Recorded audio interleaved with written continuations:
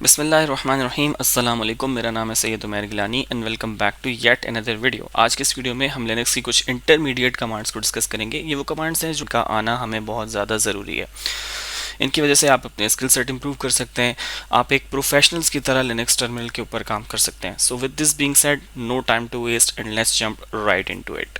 All right, so here I am with my terminal screen open. तो सबसे पहले हम जिस कमांड को आज देखने लगे हैं वो है व्हाट इज। जैसा कि नाम से ही जाहिर है, अगर आप किसी भी लिनक्स की कमांड के बारे में वन लाइनर डिस्क्रिप्शन जानना चाहते हैं, अगर आप देखना चाहते हैं कि वो क्या काम करती है, किसी भी लिनक्स यूटिलिटी के बारे में अगर आप जानना चाहते हैं, तो आप सिंपल अपने टर्मिनल में टाइप करेंगे what is and for example I want to know about ls and you hit enter and it will show you a one liner description that it's going to list directory contents और ये इसकी precise सी definition आपको बता देगा। For example अगर मैं try करना चाहता हूँ व्हाट इज मैन, तरह की आपको वन लाइनर डेफिनेशंस दे देगा जिससे आपको आइडिया हो जाएगा कि बेसिकली वो कमांड करती क्या है।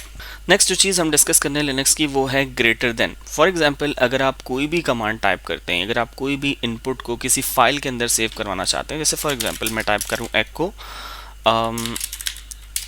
सब्सक्राइब टू आवर चैनल और इसको मैं ग्रेटर देन ऐड करके एक फाइल का नेम पास कर दूं, file dot let's say new file dot txt।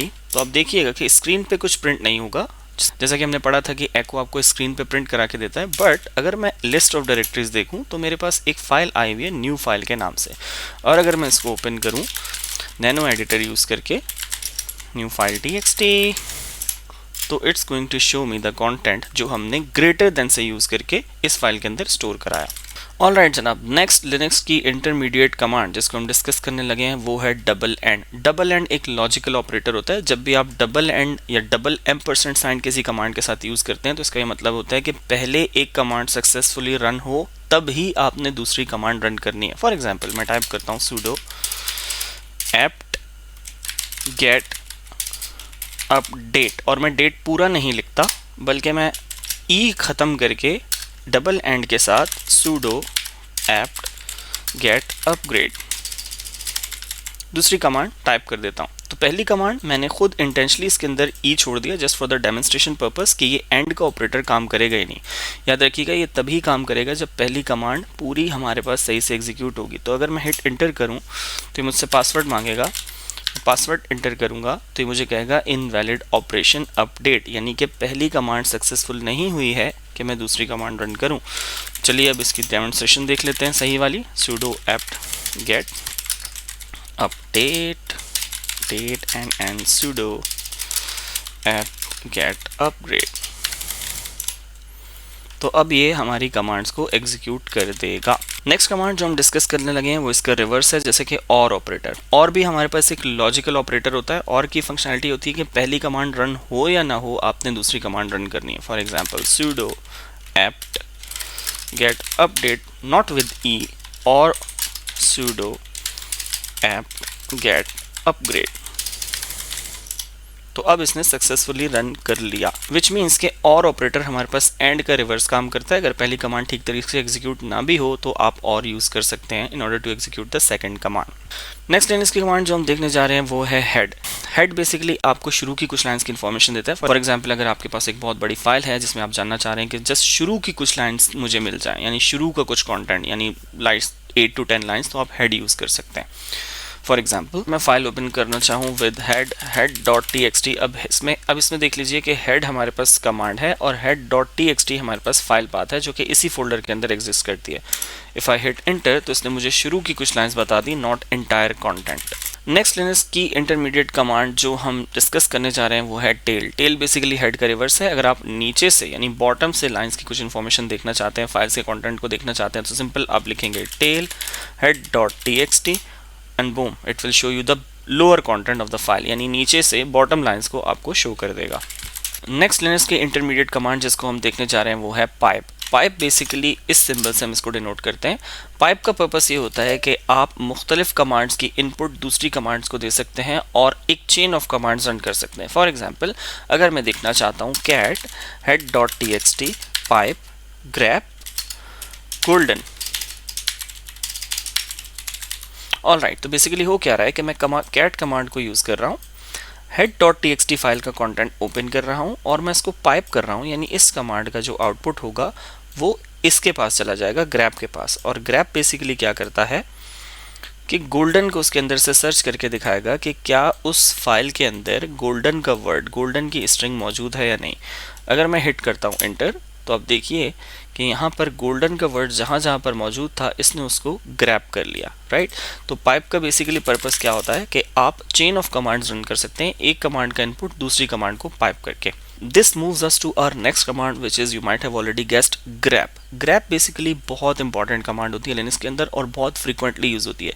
Grab का पर्पस ये होता है कि आप किसी भी फाइल के अंदर से किसी भी कमांड के आउटपुट से कुछ भी पैटर्न या स्ट्रिंग को सर्च कर सकते हैं जो आप देखना चाहते हैं। फॉर एग्जांपल, अगर मैं एक कमांड यूज करूं lscpu grep, यानी बेसिकली मैं कर क्या रहा हूं कि मैं lscpu का जो आउटपुट है इसको पाइप कर रहा हूं, इसका आउटपुट दे रहा हूं grep को, और grep से बेसिकली मैं एक वर्ड सर्च करा रहा हूं, वर्चुअलाइजेशन।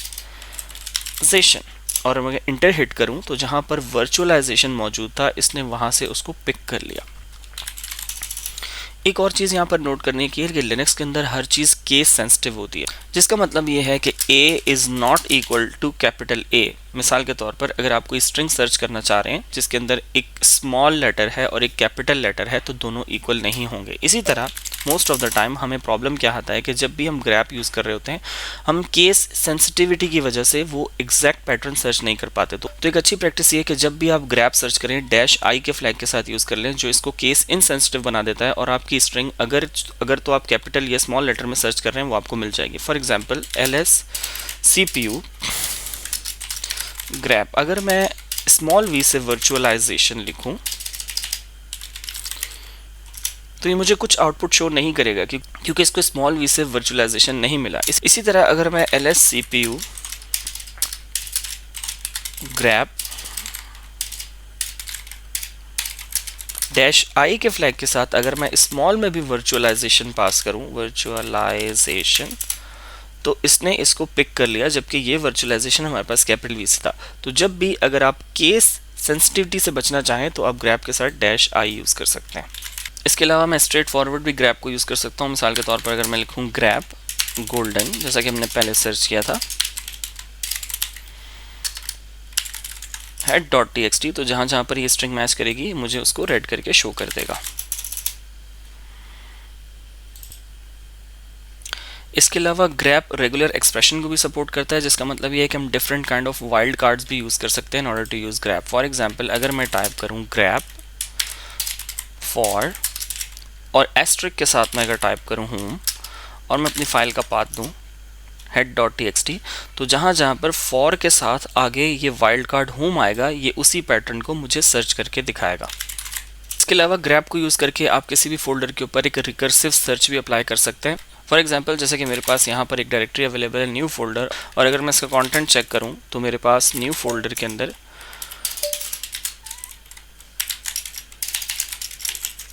कुछ फाइल्स पड़ी हैं जैसे कि हेड एंड टेल। अब मैं देखना चाहता हूँ कि एक पर्टिकुलर स्ट्रिंग जो मैं इस पूरी डायरेक्टरी के अंदर जितनी भी फाइल्स हैं उन सब में सर्च करना चाहता हूँ, मैं कैसे कर सकता हूँ। तो मैं सिंपली टाइप करूँगा grep -r which stands for recursive and my search string that is golden shoe, और मैं डायरेक्टरी का पाथ देता हूँ, मेरे केस में new folder, and when I hit enter it will search this particular pattern for me. और न सिर्फ ये सर्च करेगा बल्कि फाइल्स की इन्फॉर्मेशन भी शो करेगा कि कौन कौन सी फाइल के अंदर ये पैटर्न मैच किया है। जैसे कि यहाँ पर head.txt के अंदर मैच किया है, यहाँ पर tail.txt के अंदर मैच किया है, tail.txt एंड सो ऑन। और अगर लेट सपोज मैं देखना चाहता हूँ कि कोई पर्टिकुलर पैटर्न जो मैं सर्च करना चाहता हूँ वो कितनी लाइन्स के अंदर शो हुआ है इस फाइल के अंदर, तो मैं सिंपली टाइप करूँगा grep -c फॉर काउंट और मैं अपना पैटर्न पास करूँगा, फॉर एग्जाम्पल गोल्डन शू, और मैं फाइल का पाथ दे दूंगा जो कि न्यू फोल्डर tail.txt है। तो इसने शो कर दिया कि 3 टाइम्स 3 लाइंस के अंदर ये पैटर्न रिपीट हुआ है। सिमिलरली आप ग्रैप के साथ एक्सटेंडेड रेगुलर एक्सप्रेशन भी यूज़ कर सकते हैं, जिसका मतलब ये है कि अगर मैं टाइप करूँगा ग्रैप विद -E फ्लैग और मैं पहला पैटर्न पास करूँगा, let's say for home, next है फॉर द, और मैं इसको पाथ प्रोवाइड करूँगा न्यू फोल्डर head.txt। अब मैं कर क्या रहा हूँ बेसिकली कि मैं -e के साथ एक्सटेंडेड रेगुलर एक्सप्रेशन यूज़ कर रहा हूँ। पहला पैटर्न जो मैं सर्च करना चाहता हूँ फॉर होम, और नेक्स्ट है फॉर द, और इसके अंदर और का ऑपरेटर है, यानी अगर ये ना भी मिले तो आपने फॉर द को सर्च करना है एंड फाइल पाथ। तो अगर मैं इंटर हिट करूँ तो जहाँ जहाँ पर मेरे पास फॉर होम और फॉर द यूज़ होगा एज अ पैटर्न, इसको वो डिटेक्ट कर लेगा। इसी तरह मैं ग्रैप को डिफरेंट कमांड्स के साथ भी यूज़ कर सकता हूँ, जो हमने शुरू में lscpu के साथ यूज़ किया था। फॉर एग्जांपल अगर किसी फाइल का मैं हेड देखना चाहता हूँ, head./new folder, pass the path head.txt और pipe operator grep-e pattern 1 that is for home, next pattern is for the, और इसने हमें सर्च करके बता दिया कि हेड के अंदर भी, यानी कि अगर हम फाइल का जस्ट हेड देखना चाहें उसके अंदर भी हमारे पास दोनों पैटर्न्स यूज़ हो रहे हैं। नेक्स्ट लिनक्स की इंटरमीडिएट कमांड जिसको हम डिस्कस करने जा रहे हैं वो है फाइंड। फाइंड बेसिकली आप किसी भी फाइल को फाइंड करने के लिए यूज़ करते हैं। फॉर एग्जांपल अगर मैं टाइप करूं फाइंड डॉट पाथ पास करूं, for example dot means in current working directory, dash name का फ्लैग दूं और मैं फाइल का नेम दे दूं head.txt, तो ये मुझे फाइल को फाइंड करके दिखा देगा कि head.txt is present in current working directory and all it's सब डायरेक्टरीज। इसी तरह फाइंड को यूज़ करते हुए आप डिफरेंट फाइल्स को उनकी टाइप से भी सर्च कर सकते हैं। फॉर एग्जांपल अगर मैं टाइप करूं find dot means current directory dash type, और अगर मैं डी पास करूं तो मुझे बता देगा कि इस डायरेक्टरी के अंदर, इसकी सब डायरेक्टरीज के अंदर कितनी और डायरेक्टरीज यानी फोल्डर्स अवेलेबल हैं। इसी तरह अगर मैं अपनी डायरेक्टरी के अंदर फाइल्स कितनी है ये सर्च करना चाहता हूँ तो मैं सिंपल फाइंड डॉट यानी कि करंट डायरेक्टरी डैश टाइप और मैं F सर्च करूंगा तो जितनी भी फाइल्स हैं ये मुझे प्रोवाइड कर देगा। तो इस डायरेक्टरी के अंदर और इसकी सब डायरेक्टरीज के अंदर मेरे पास जितनी फाइल्स हैं ये मुझे उनकी लिस्ट शो कर देगा। इसी तरह जैसे हमने बाकी कमांड्स को कॉम्बिनेशन में यूज़ किया, फाइंड को भी हम कॉम्बिनेशन में यूज़ कर सकते हैं। मिसाल के तौर पर अगर मैं टाइप करूँ फाइंड और मैं पाथ पास करूँ यहाँ पर होम उमैर गिलानी, और मैं यहाँ पर टाइप पास करूँ डैश टाइप के फ्लैग के साथ that is going to be a file, और मैं यहाँ पर फाइल का नेम पास करूँ with name flag that is going to be like, मैं प्लेस होल्डर यूज़ कर लेता हूँ यहाँ पर *.py की एक्सटेंशन के साथ डैश साइज़ का फ्लैग मैं देता हूँ, और मैं चेक कर लेता हूँ कि कितनी ऐसी फाइल्स हैं जिनका साइज़ 1 MB से ज़्यादा है +1M, and it's going to show me the files जिनका साइज़ 1 MB से ज़्यादा है, जिनकी एक्सटेंशन .py के साथ है, नेम उनका कुछ भी हो सकता है, जिनकी टाइप फाइल है, और इस डायरेक्टरी के अंदर मैं उन्हें फाइंड कर रहा हूँ। तो ये कमांड फाइंड के एडवांस यूज़ में आ सकती है। हम नेक्स्ट जो हमारी एडवांस कमांड्स की सीरीज़ होगी उसमें हम डिस्कस करेंगे कि कितनी एडवांस कमांड्स हम लिनक्स में यूज़ कर सकते हैं डिफरेंट कॉम्बिनेशंस के साथ। लिनक्स की कमांड जो हम यूज़ करने जा रहे हैं वो है पिंग। पिंग के थ्रू हम देख सकते हैं कि कोई भी सर्वर जिसके IP एड्रेस से हम उसे पिंग करना चाह रहे हैं वो अप है या नहीं। मिसाल के तौर पर अगर मैं अपनी लोकल होस्ट को पिंग करूँ, पिंग लोकल होस्ट, तो मुझे रिस्पॉन्स रिसीव होगा 64 बाइट्स के अंदर, जो कि शो करेगा कि मेरा सर्वर अप है। और लेट्स से अगर मैं पास करूँ पिंग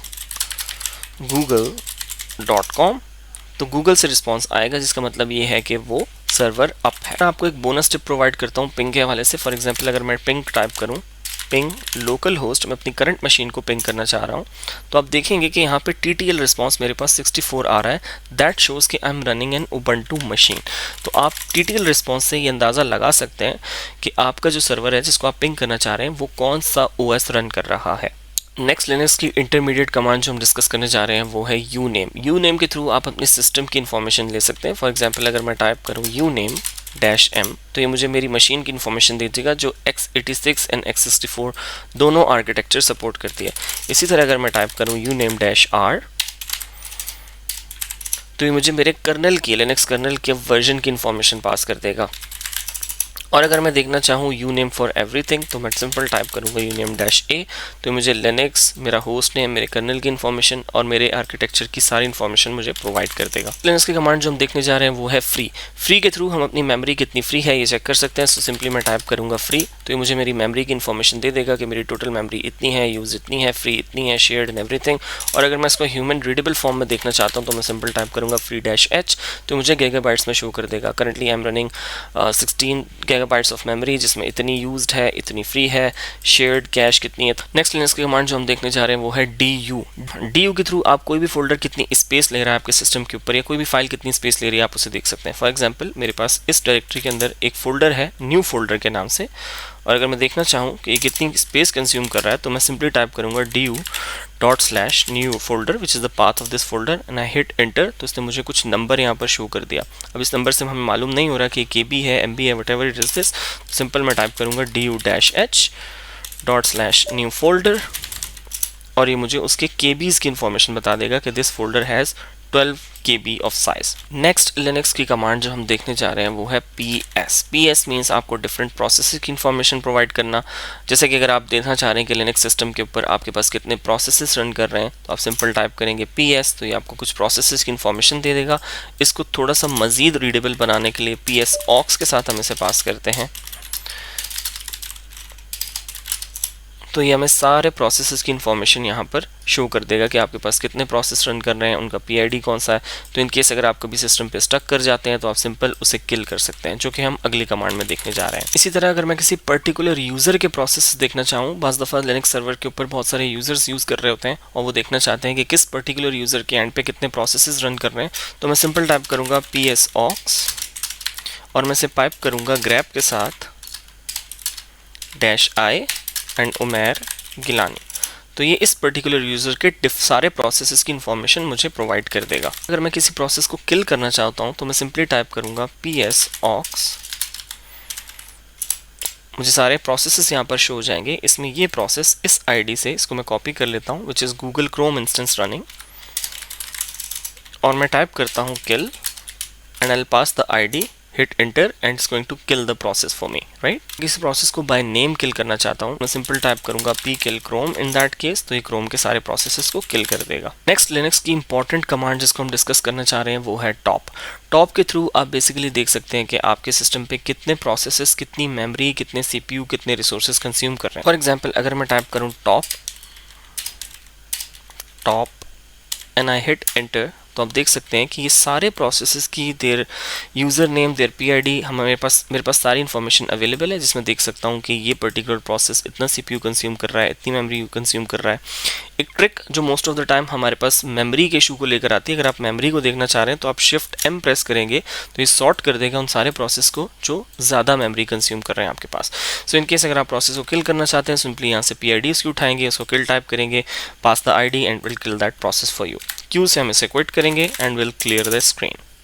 तो जनाब ये तो थी हमारी आज की वीडियो। आई होप आपको पसंद आई होगी। हमारी वीडियो को लाइक ज़रूर कीजिएगा, हमारे चैनल को ज़रूर सब्सक्राइब कीजिएगा और इसे शेयर करना बिल्कुल भी मत भूलिएगा। मिलते हैं नेक्स्ट वीडियो में, तब तक अपना ख्याल रखिएगा। अल्लाह हाफ़िज़।